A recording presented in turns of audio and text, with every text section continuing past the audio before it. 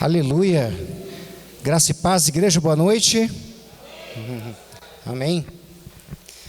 Então, acabei de mudar o tema aqui, que eu passei ali pro pessoal da mídia, né? Mas por causa do Dilson eu estou mudando o tema aqui. Agora vai ser Me Ajude a Olhar. Me ajude a olhar. Amém? Muito bem.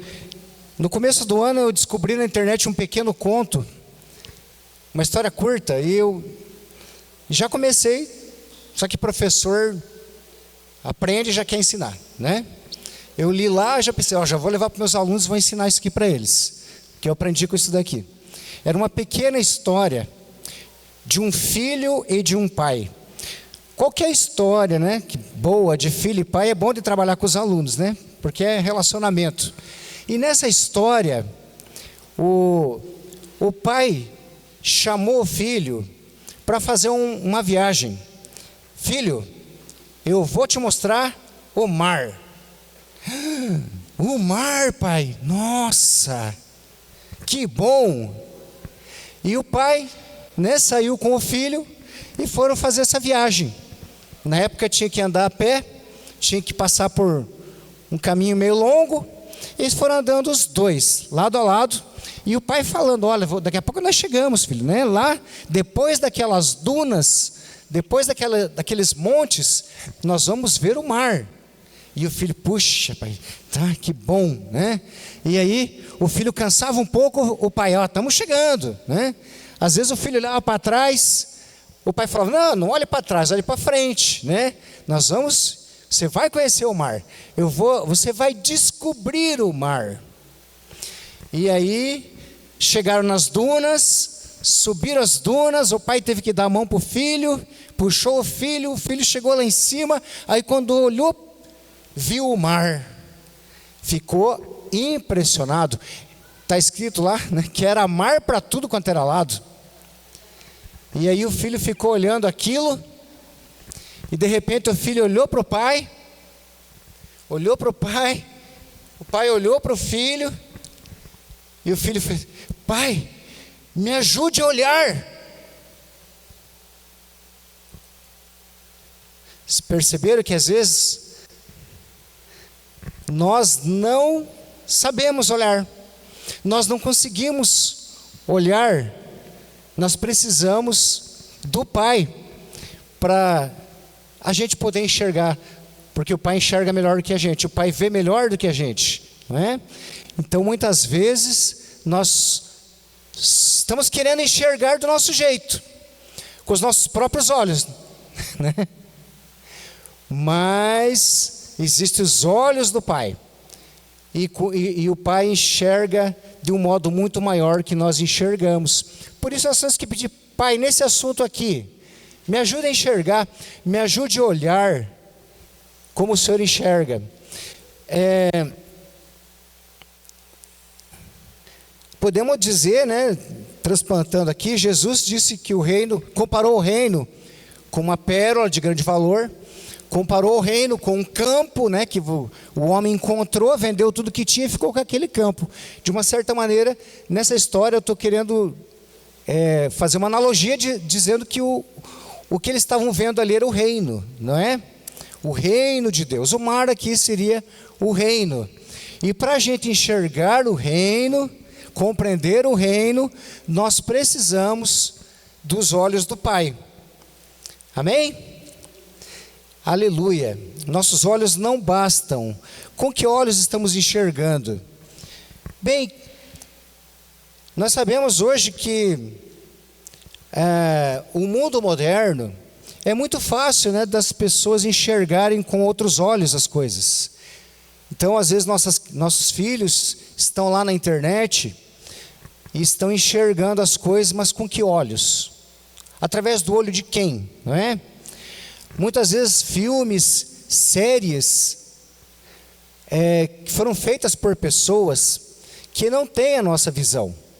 Aliás, muitas séries, muitos filmes, muitos desenhos, animes, programas de televisão, influencers, eles têm uma visão contrária à nossa. Eles têm uma visão, um olhar contrário ao nosso. E hoje está muito fácil, né, para as pessoas enxergarem com todo tipo de olhar. E muitas vezes um olhar que não é a verdade, não é? Porque se não é a favor da verdade, é contra a verdade. Então, muitas vezes, as pessoas estão sendo muito influenciadas pela mentira. Por isso, nós temos que estar sempre pedindo para nosso Pai, né? Pai, eu posso olhar isso, né? Isso aqui é bom de olhar? Isso aqui é do Senhor? Hoje em dia as pessoas relativizam muito, né? Ah, mas é só uma cena ou outra. Não sei, né? A gente precisa, então, entender isso. E precisamos do nosso Pai para a gente enxergar direito as coisas. Então, Adão e Eva, foi apresentado a eles a árvore do conhecimento. Hoje a árvore do conhecimento é a internet, não é? Porque lá tinha o conhecimento do bem e do mal. E na internet tem o conhecimento do bem e do mal. Os homens, no Renascimento, né, no Iluminismo, eles quiseram construir um livro onde coubesse todo o conhecimento humano do mundo. E chamaram isso de enciclopédia. Nós, ainda que somos um pouquinho mais idosos, aprendemos nas enciclopédias. Jovens há mais tempo, isso, né? Boa. Então aprendemos nas enciclopédias. Os jovens de hoje, eles buscam, né, na rede social, buscam no Google, buscam na inteligência artificial, buscam, está ali todo o conhecimento, né? É para estar lá. Tem muito conhecimento ali. Isso seria uma espécie de árvore do conhecimento do bem e do mal. Mas olha uma coisa, né?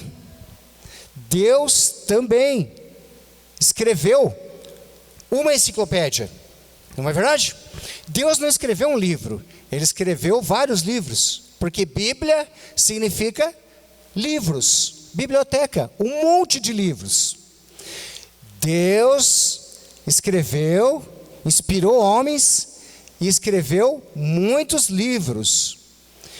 Então, e olha que Jesus, quando veio à Terra, ele falou assim: nós erramos porque a gente não lê os livros. A gente erra porque a gente não lê a Bíblia, que é o que Deus escreveu. A gente lê outras coisas, a gente acredita em outras coisas às vezes, a gente perde muito tempo com muitas outras coisas. E quantos livros estão lá que a gente nem tocou às vezes, ou só leu uma vez, ou meio que não leu ainda, mas está tudo lá. E Jesus disse isso: estamos errando porque não conhecemos as Escrituras. Mas Jesus falou mais uma coisa: não basta apenas os livros que Deus escreveu. Não basta apenas porque qualquer pessoa pode ler a Bíblia. E muitas pessoas leem a Bíblia para prejudicar outras pessoas, ainda para provar que está de acordo com a Bíblia. E quantas religiões têm a Bíblia, mas não são de Deus? Então Jesus falou: vocês erram porque vocês não leem os livros que meu Pai escreveu, porque vocês não conhecem as Escrituras dele, mas vocês também não conhecem o poder dele. Então não basta apenas as Escrituras de Deus, é necessário o poder de Deus, que foi liberado quando Cristo morreu na cruz, e o Espírito Santo, que é o poder de Deus em nós, foi liberado. Agora, quando a gente lê os livros que Deus escreveu, nós estamos lendo ali e olhando: Pai, como é que é isso aqui, Pai? Me explica aqui, não é? A gente não lê sozinho, a gente lê na presença do Pai, na presença do Espírito do Pai, as Escrituras e o poder de Deus. E aí a gente tem a convicção daquela verdade, daquela revelação, e aí a gente não erra. Amém? Então, muitas coisas a gente erra porque não lê, não estuda, não vê as Escrituras, né? A própria palavra, hoje é um culto de curas, não é? Todo culto é culto de milagres e de curas, mas hoje especificamente. Agora, o que significa a palavra cura? Se você for buscar a origem da palavra, porque eu entendo, Eu entendo assim, eu falo para meus alunos, quem criou as línguas foi Deus. E quando eu chego na origem da palavra, quando Deus criou aquela palavra, está no seu maior significado. Depois, como tudo vai se corrompendo, algumas palavras vão perdendo significado, e a gente nem sabe mais o que significa muitas vezes. Mas quando eu vou estudar a origem da palavra, eu descubro coisas, né? Deus está me ajudando a descobrir o mar, a desvendar o mar. Meu pai está me ajudando a entender aquela imensidão. E quando eu olho para a palavra cura, eu vou descobrir umas coisas bem interessantes, não é? Por exemplo, espera aí que eu acabei de acrescentar ali por causa do Dilson, nem está nesse computador, está no meu celular. Mas vamos lá, que aqui já está ultrapassado. Bem, porque aquela coisa, né? Deus está sempre mostrando, não preciso, eu vou lembrar. Sempre mostrando para a gente. Pessoal, a palavra cura, na sua origem, significa cuidado, atenção. Não é isso? Por exemplo, quando você vai curar um queijo, porque a palavra cura pode ser usada para outras coisas. Curar um queijo, você tem que ficar em cima do queijo, não é? Tem que ficar cuidando dele, tem que ficar no tempo certo, fazendo as coisas certinho, para o queijo sair certinho. Pessoal, cura é um processo, entendeu?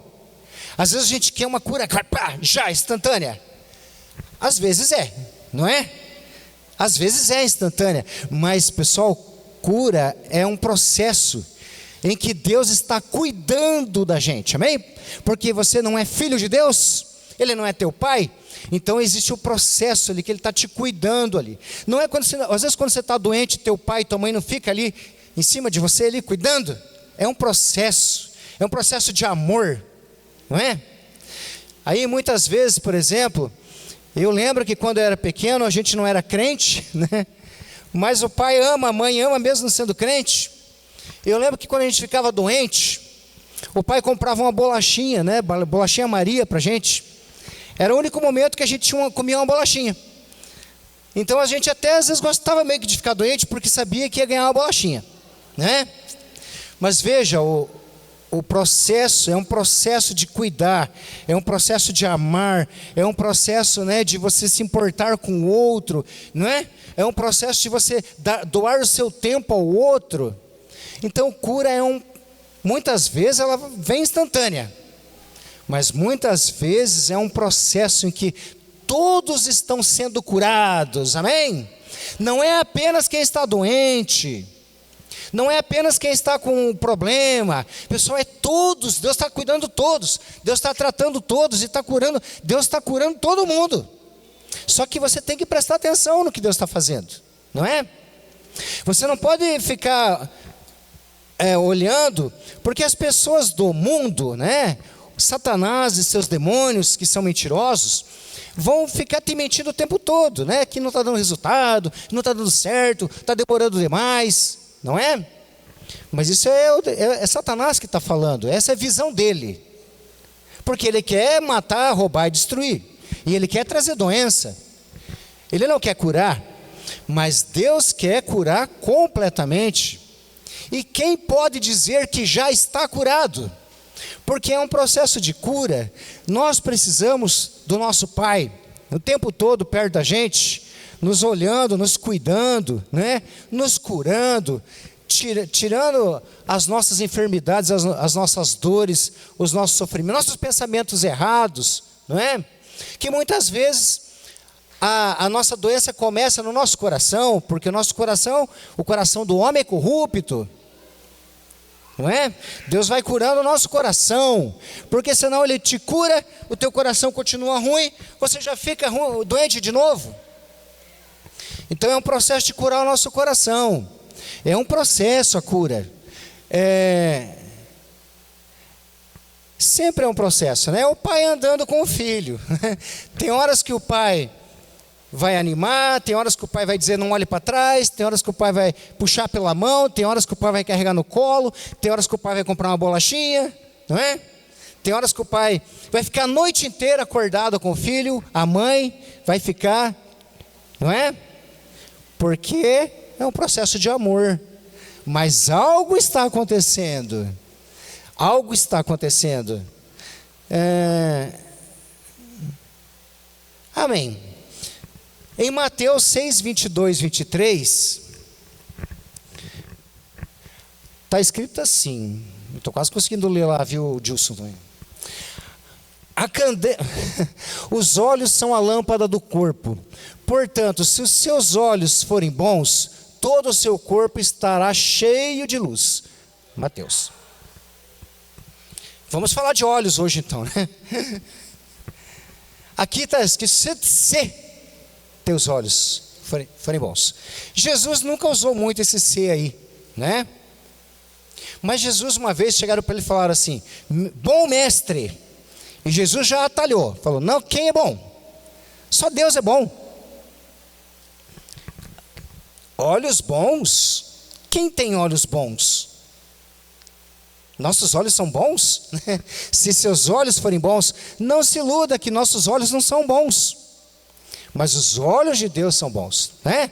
E os olhos dele estão sobre nós e são olhos bons. Mas os nossos olhos, né?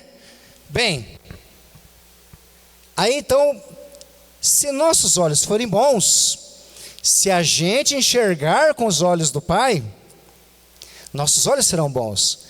E nós vamos resplandecer em luz. Amém? Todo o nosso corpo vai ficar bom, vai ficar bem. Não é? Jesus disse, limpa por dentro, por fora vai ficar bonito, né? Não é verdade? Então, porém, se teus olhos forem maus, teu corpo estará em absoluta escuridão, trevas. Pessoal, a gente não pode se iludir, o mundo é trevas. O mundo, o que são as trevas? Ignorância, confusão, maldade, pecado, cegueira espiritual, é o oposto da luz, é o oposto de Deus, é o oposto de Cristo. Mas as trevas existem, e existe um governo das trevas, e existe o príncipe das trevas. É um sistema organizado, não é? E o diabo sabe que os nossos olhos vão se agradar com as coisas do mundo, não é? Por causa da cobiça, vai querer aquelas coisas, e vai se agradar. Então, por isso que está escrito que quando estamos na carne, ele reina sobre nós, não é?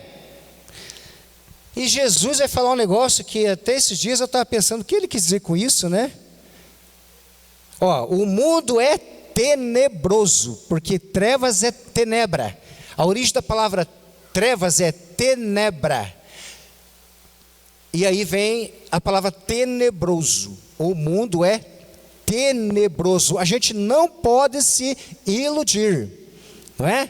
Existe um sistema que é o do mundo, é trevas. Existe o príncipe das trevas. Mas a luz veio ao mundo, não é? Que é Jesus. E as trevas não prevaleceram contra ele. Em 1 João 2,15 ao 17, primeira carta de João, capítulo 2, versículo 15 ao 17, não amem o mundo, nem o que há nele. Se alguém amar o mundo, o amor do Pai não está nele.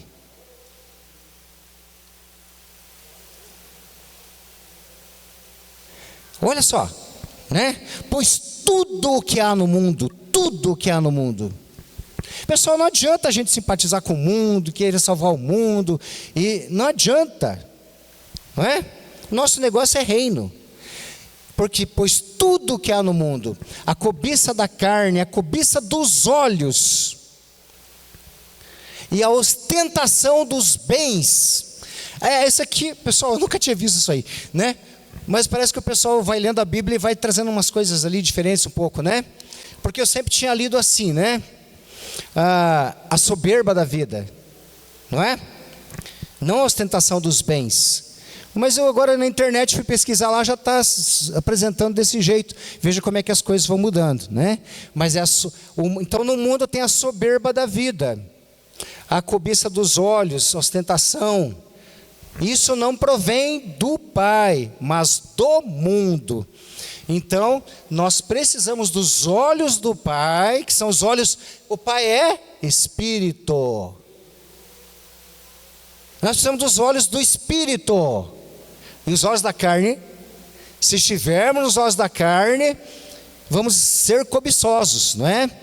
E vamos cobiçar as coisas do mundo. E essas coisas nos roubam nosso tempo, essas coisas destroem nossa família, acaba com a nossa vida, traz as doenças, traz a ansiedade, porque nós estamos pegando o caminho totalmente errado, estamos indo para as trevas, não é? E nós precisamos voltar para a luz, precisamos então enxergar com os olhos do Pai. Pai, me ajude a enxergar, porque com meus olhos eu posso gostar, né, das coisas erradas, e eu preciso gostar das coisas certas. Aí no versículo 17, o mundo e sua cobiça, e seus maus desígnios, passam, mas aquele que faz a vontade de Deus permanece para sempre.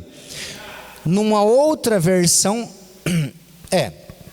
na verdade a vontade de Deus permanece para sempre, mas as outras vontades elas não vão permanecer. Amém. Quando pedimos para o Pai Celestial, né, nos ajudar a olhar, a gente se enche de paz, não é isso? Então, muitas vezes na igreja, as pessoas fecham os olhos, não é?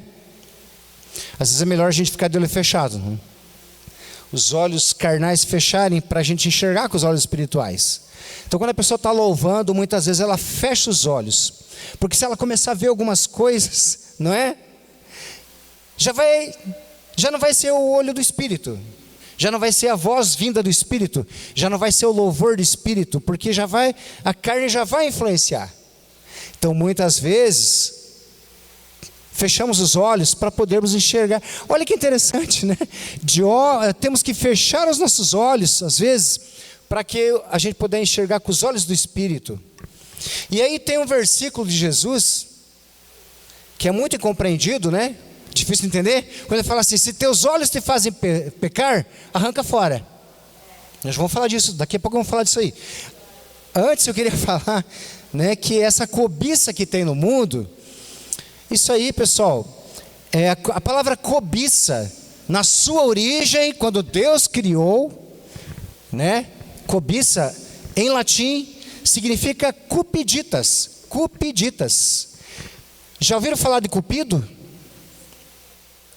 Né? Então o que o cupido faz? Ele desperta desejos, né? Desperta um desejo, para você ir atrás daquele desejo. Não é amor de verdade. O mundo não tem amor. E os deuses sabem disso, então os deuses despertam desejos. Cupido é um deus antigo, não é? Um desses deuses que nada são, não é verdade? Mas para aqueles povos eles eram alguma coisa. Mas de uma certa forma, então, esses deuses que nada são perante o nosso Pai, eles despertam desejos na gente. Esses desejos que nos levam a um desejo forte e um desejo difícil da gente vencer. E muitas vezes a gente troca o amor por cobiça, não é? Muitas vezes lá o jovenzinho, a jovenzinha, tem alguém que ama, não é? E tem alguém que cobiça. Quantas vezes a gente não vê, né? Eu tenho muitos alunos, eu vejo, esse aluno aqui devia ficar com alguém que ama, mas a gente está vendo que está ficando com alguém que só cobiça. Quem cobiça não cura, quem cobiça não cuida, quem cobiça não está nem aí com a pessoa, só quer, é como se fosse uma coisa, não é? Que vai usar e jogar fora. Mas isso é cupido. Agora, o amor de Deus, não é? A pessoa ama, a pessoa cuida. Por isso que na saúde, na doença, na pobreza, na riqueza, em todos os momentos, porque o amor de Deus é assim, ele é incondicional. Vocês perceberam que acabou a bateria do meu computador, mas ainda bem que eu tenho aqui, né? Então não ame o mundo, nada que há nele. Essas coisas nos adoecem. Eu falei que Jesus ensinou, né, deixa eu achar aqui o versículo. Jesus está ensinando aqui, né? Mateus 18, do 1 a 8. Mateus 18. Naquela mesma hora, chegaram os discípulos a Jesus, dizendo: quem é o maior no reino dos céus? E Jesus disse, chamou o menino, pôs no meio deles, e disse: em verdade vos digo que, se não vos converterdes e não vos fizerdes como meninos, de modo algum entrareis no reino dos céus. Pode deixar um pouquinho aí. Jesus não está dizendo para a gente ser como um menino. Ele está dizendo assim, você precisa se converter. Não é só ser menino. Não adianta ser menino se não se converter. Primeiro se converter. Ou seja, você vai morrer para que, você vai aceitar a tua morte de cruz para você para você obter a ressurreição através do Espírito Santo. Então isso é conversão. Você vai viver em Deus, vai viver em Cristo, vai nascer de novo. E aí, depois que você nasce de novo, aí você se transforma em menino. O que significa isso? Porque você vai ter a fé de uma criança, né, que acredita no sobrenatural. Criança não tem dificuldade de acreditar em Deus, de acreditar em anjos, de acreditar. Se o pai promete, ela acredita, né? Se o pai fala, ela acredita, ela perdoa, ela obedece. Mas mais do que isso, né?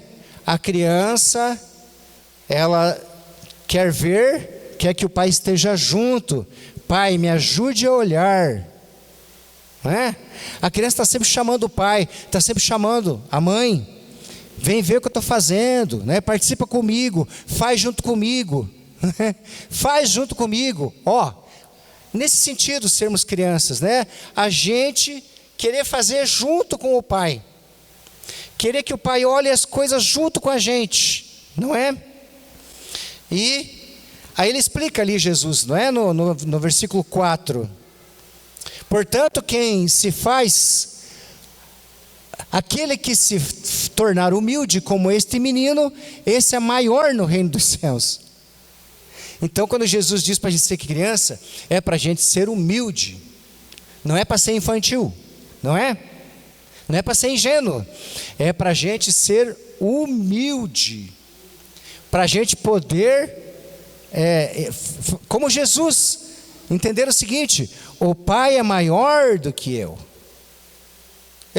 Jesus falou: meu Pai é maior do que eu vou para o Pai, Ele é maior do que eu.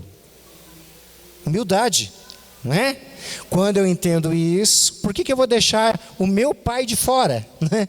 Se ele é maior do que eu, a criança não deixa o pai de fora, né? Não deixa. Agora eu sou avô, tenho o meu netinho lá, tudo ele vai lá e me puxa pela mão, né? Quer fazer um negócio, me puxa pela mão, não é isso? Então, nós temos que aprender isso, puxar Deus pela mão. É isso que Deus quer, né? Aí vamos passar um pouquinho para frente aqui, né?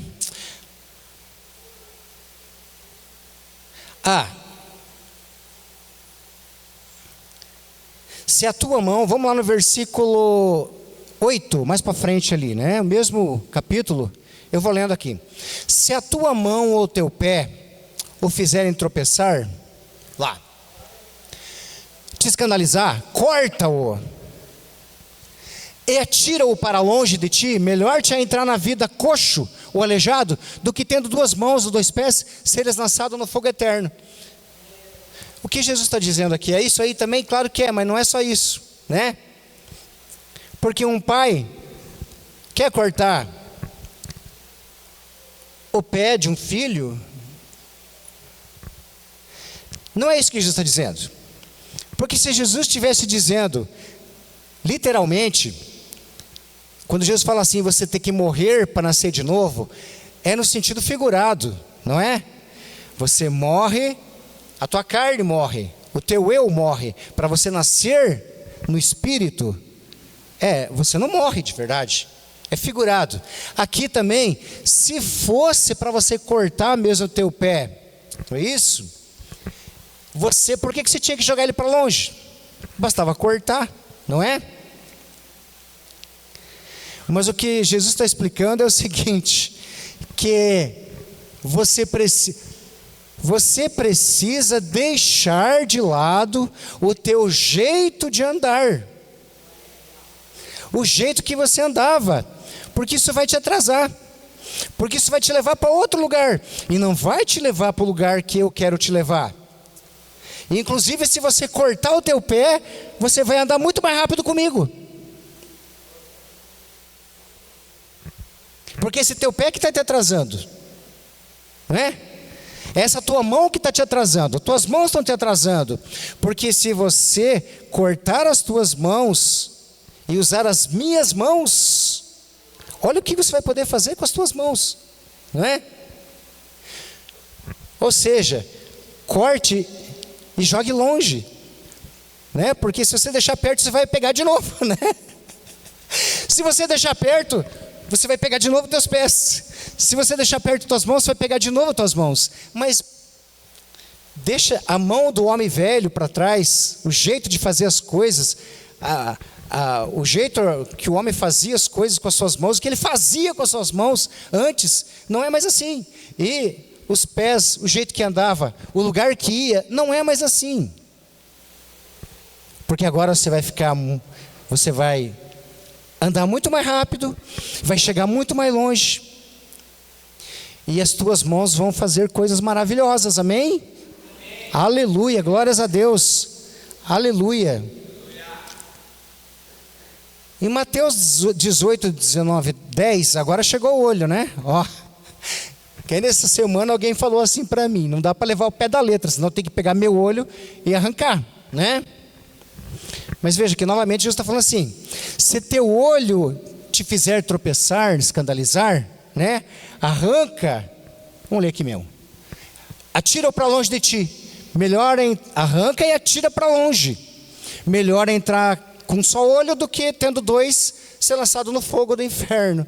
Pessoal, o fogo do inferno você está no mundo, está no fogo do inferno. O mundo é trevas, é tenebroso. Se você está, se teu olho está no mundo, está no fogo do inferno. Agora, por que Jesus falou? Arranca e joga longe. Se você já arrancou, para que jogar longe? O que ele está dizendo é o seguinte, né? Você precisa parar de enxergar com os teus olhos da carne. Arranca os olhos da carne e joga longe de você, para ser difícil de pegar, né? Porque se deixar perto, você já pega e põe de novo. É isso que ele está falando, a gente tem que jogar para longe isso, não presta para a gente. E aí a gente vai enxergar com os olhos do Espírito, os olhos do Pai.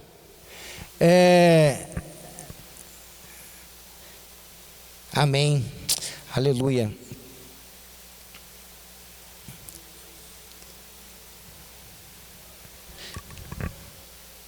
No versículo 10, dessa mesma palavra, Jesus vai falar assim, né?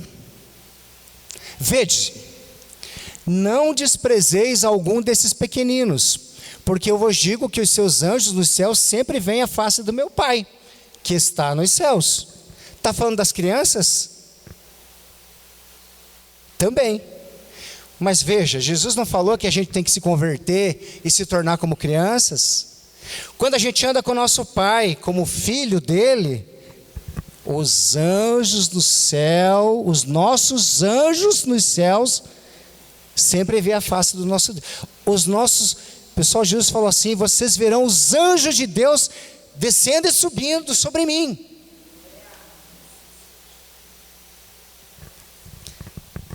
Quando a gente se torna como criança, como filho de Deus, nesse espírito de humildade, não é? Entendendo quem é o nosso Pai e que nós temos que andar com Ele e nós precisamos dEle e temos que confiar nele e é só confiar nele. Para que eu não use minhas pernas, não use meus braços, não use meus olhos. É só confiar nele, que todas essas anjaradas aí vão se mover. Amém? Mas se a gente está fazendo, né? Não é verdade? Se a gente está olhando do nosso jeito, é a nossa visão, é o nosso jeito de fazer, é nós damos direção, é como nós andamos, aí não adianta, não é? Nós temos que prestar atenção no que o Pai está fazendo, no que Ele já fez. E ali diz uma coisa impressionante, né? Cuidado para não desprezar um só desses pequeninos, não é? E como são desprezados, não é verdade? Como as crianças são desprezadas e como os crentes que se convertem são tidos como ingênuos, fantasiosos e o mundo dá risada, né? E acha que são loucos. E talvez por isso alguns crentes vão deixando de ser crente para ficar mais parecido com o mundo, né? Mas não é esse o caminho que nós temos que seguir. Nós temos que continuar sendo crentes, né? Sendo do nosso jeito. Não importa como é que o mundo nos veja, não importa que o mundo nos despreze, porque se o mundo está nos desprezando, nós estamos no caminho certo. Agora, muita gente quer ficar de bem com as pessoas do mundo, aí vai deixando de ser crente, para ir se adequando à opinião das pessoas do mundo, não é? Mas quem é o pai deles? Satanás.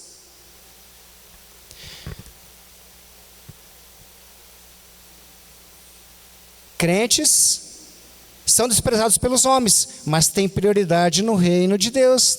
Os anjos estão lá, não é isso? Com a face direta voltada para Deus. Amém.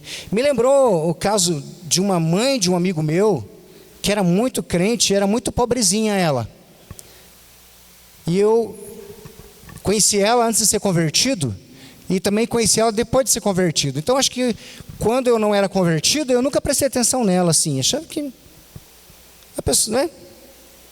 Não me dizia nada dela. Os papos dela tal, era uma boa pessoa, tratava bem a gente.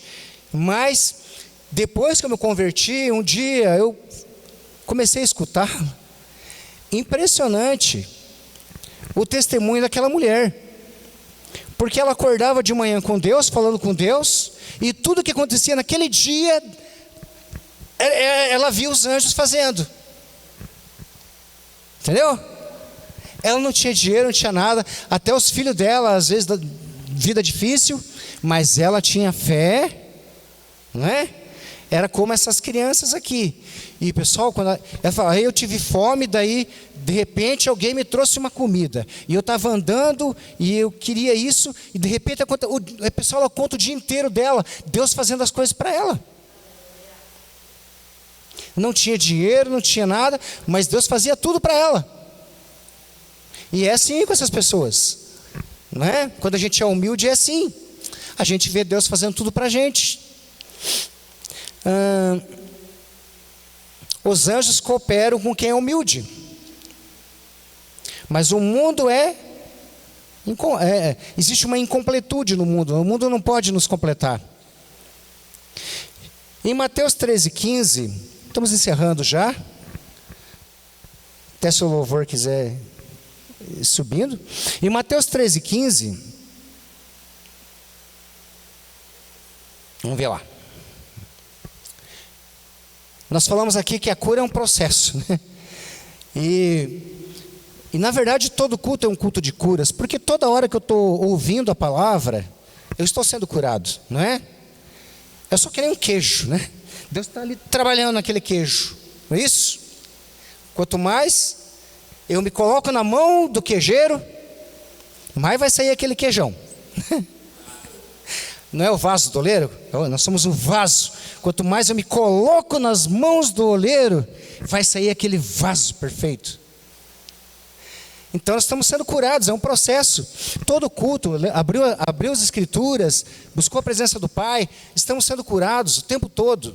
não é? É um processo. Ali, né, Jesus disse o seguinte: por que o coração desse povo está endurecido?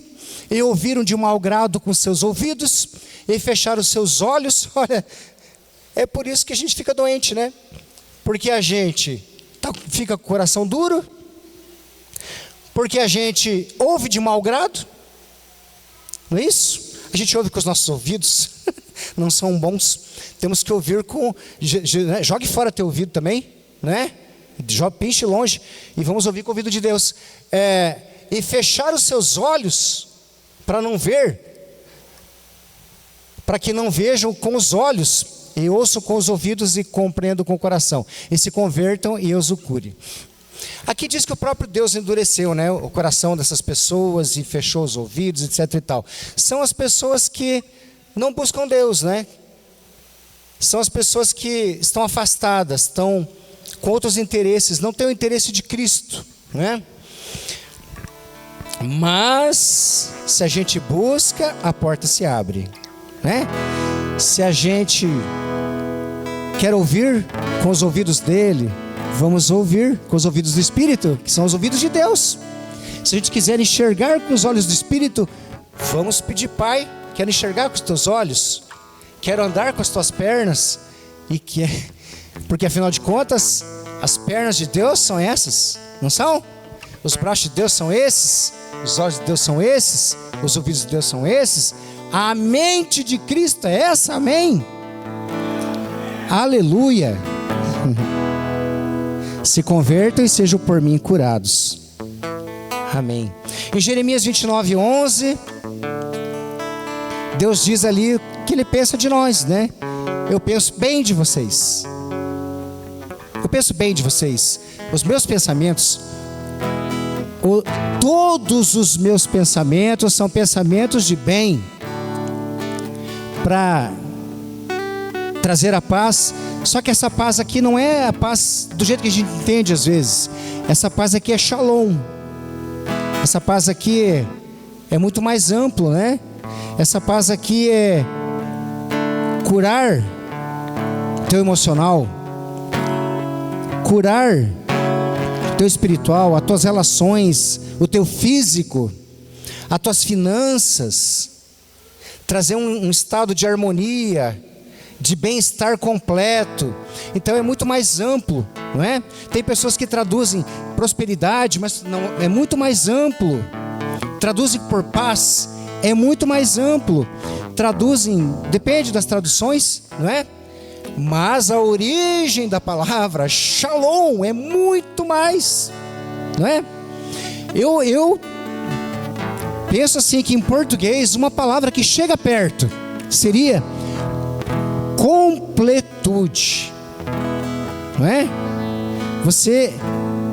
Eu penso bem de você para te dar um futuro e uma completude, para você ser completo, para que não te falte nada. Aliás, não te falta nada, já está tudo aí.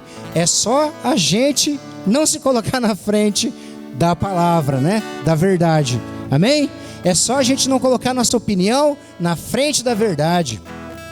Nós temos que, né? Nossa opinião não vale de nada.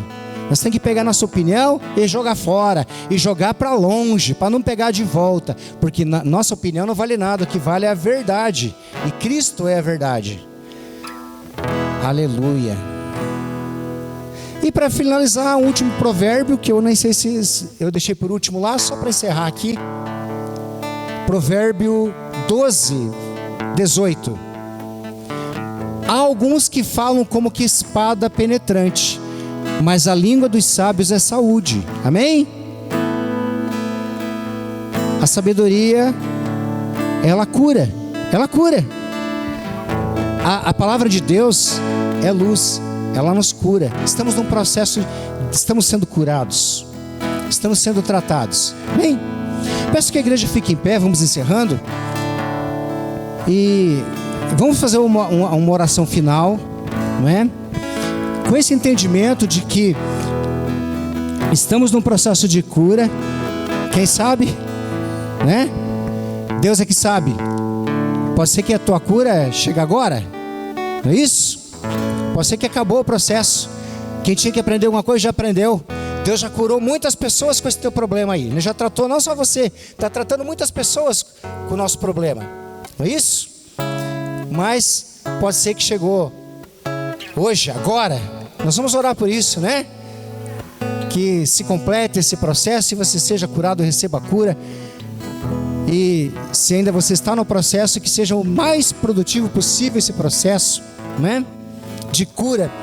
Porque o resultado que Deus quer dar é um resultado bom, é um resultado perfeito, é um resultado... Ele está trabalhando com amor nisso, porque você é filho dele, porque você se converteu, porque você ouviu a palavra dele, porque você se tornou como uma criança agora e caminha com o Pai, e está sendo curado num processo de se tornar alguém maduro e de adquirir maturidade. Amém? Então, se você quer uma oração por cura, pode vir à frente, né? A liderança da igreja vai impor as mãos, porque as escrituras, né? Os livros que Deus escreveu dizem que, né? Ora-se, passa-se o óleo, a oração de fé cura o doente, imposição de mãos também está nas escrituras, não é verdade? Jesus mesmo curou muitas vezes impondo as mãos. Então é um processo de cura, amém? Ou se você também de repente quer orar por alguém da sua família, alguém que você lembrou, e até a questão ali, vamos orar também pelas orações que estão na cruz, amém? Glórias a Deus. Ou se você quiser permanecer no seu lugar, também pode ser aí onde você está mesmo. Pai amado, Pai querido, Pai de amor, misericórdia e graça, obrigado, Senhor, por essas palavras que não são nossas, porque as nossas palavras de nada valem. As nossas opiniões são trapo de imundícia. Como Paulo disse, não presta para nada, é trapo de... Não, mas a sua palavra, mas a sua sabedoria, ela traz vida, ela cura, ela traz bom ânimo. E essas palavras são como um rio que sai direto do seu trono. Jesus disse que é água da vida, que quem bebe dessa água não tem sede, nunca mais tem sede. Quem bebe dessa água é curado, porque essa água traz cura. Aleluia, glórias a Deus. Obrigado, Pai, porque as suas palavras nos curam. Eu quero declarar agora em nome do Senhor Jesus Cristo, em nome do Senhor Jesus Cristo, que essa igreja é uma igreja que está sendo curada, está num processo de cura. E eu quero agradecer pelas curas que já vieram. Eu quero agradecer, Pai, pelo que o Senhor já fez, que o Senhor está fazendo. Pai, e hoje ainda, se alguém veio nessa igreja aqui, está precisando de uma cura, Pai, em nome do Senhor Jesus Cristo, eu declaro as suas palavras de cura. Eu declaro que está escrito que Jesus levou sobre ele essa enfermidade. Jesus levou sobre ele todas as enfermidades. Jesus levou sobre ele essa dor. Jesus levou sobre ele toda a dor do mundo. Jesus levou sobre ele todos os pecados passados, presentes e futuros. E eu declaro que você é perdoado. Jesus te perdoou. Você é livre e liberto. Você é santificado. Você é filho. Você é santo. Eu calo agora a boca de Satanás, acusador. Só tem um acusador no mundo, que é Satanás e seus demônios, que é o príncipe das trevas, do reino tenebroso. Mas nós aqui não pertencemos ao reino das trevas, nós pertencemos ao reino do nosso Pai amado. Aleluia, nós temos a vida eterna. Assim seja. Eu declaro essa vida, a vida de Cristo, a vida plena sobre você, sobre a sua família, aleluia, sobre aqueles que você ama. Eu declaro que você é um curador, você é um curador. porque você cuida das pessoas, você ama as pessoas, você está curando as pessoas. Como está escrito, a sua cura virá sem detença, porque aqueles que cuidam das ovelhas, aqueles que se importam com os outros, aqueles que perdoam, aqueles que amam, a sua cura vem sem detença, nada pode impedir. Só as mentiras de Satanás que de nada valem, porque a verdade é essa.